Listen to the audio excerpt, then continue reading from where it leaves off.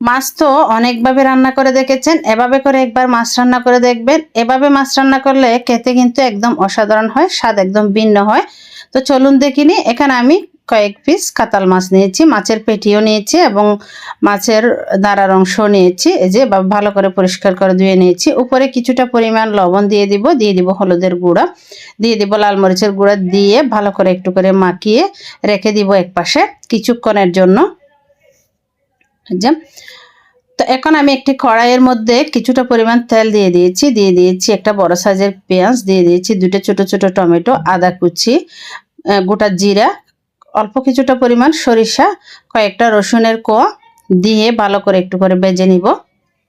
যতক্ষণ না একদম নরম হয়ে আসতেছে ততক্ষণ একটু ভেজে নিতে হবে। দেখতে দেখতে কিন্তু আমার মশলাগুলো একদম ভাজা শেষ হয়ে এসেছে। এই যে একদম খুব সুন্দর করে ভাজা ভাজা হয়ে গেছে। এখন আমি নামিয়ে এগুলো একটু ব্লেন্ড করে নিব।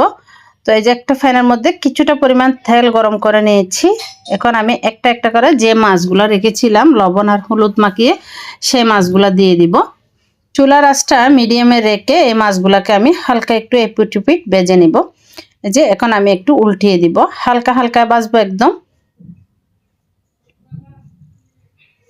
একদম বেশি ভেজে ফেললে কিন্তু খেতে তেমন একটা টেস্ট লাগবে না, এজন্য একদম অল্প পরিমাণ হালকা হালকা একটু ভাজা হয় এরকম ভাবে কিন্তু ভাজবেন, তখন কিন্তু এই মাছটা খেতে বেশ ভালো লাগে।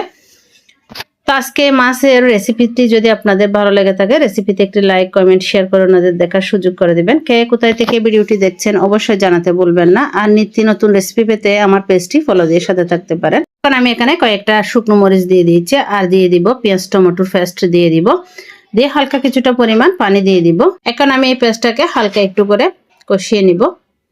এই যে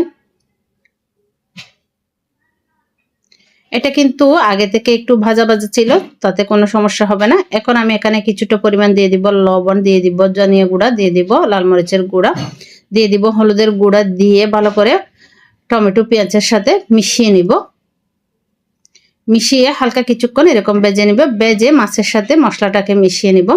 তো এভাবে কাতাল মাছ কিন্তু রান্না করলে খেতে কিন্তু অসাধারণ হয়। আপনারা চাইলে কাতাল মাছের পরিবর্তে যে কোনো মাছ কিন্তু এভাবে রান্না করতে পারেন, দেখবেন স্বাদ একদম অন্যরকম হবে।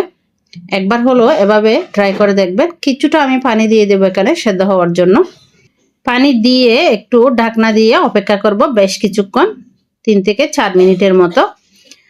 একটু ঢাকনাটা তুলে দিয়ে দিব এখন কয়েকটা কাঁচা মরিচ, এরকম গোটা কাঁচা মরিচ দিয়ে দিব কয়েকটা, দিয়ে দিব কয়েকটা টমেটো। আপনারা চাইলে না দিলেও কোনো সমস্যা নেই, তবে এই শীতকালে টমেটো দিলে খেতে বেশ ভালো লাগে। একটু কিছুটা পরিমাণ ধনিয়া পাতা দিয়ে দিব। 5 থেকে 6 মিনিটের মতো রান্না করে নামিয়ে নিলে তৈরি হয়ে গেল মজাদার এই রান্নাটা। একবার হলো ট্রাই করে দেখবেন।